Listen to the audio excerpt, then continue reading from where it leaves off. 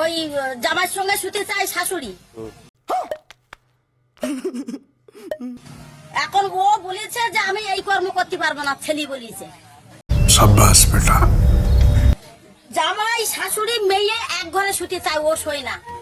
ও বলে যে না আমি এই কর্ম করতে পারবো না, আমি মেয়ে বিয়ে করেছি, মেয়ের সঙ্গে আবার সহবাস, আমি কেন শাশুড়ির সঙ্গে এই কর্ম করব।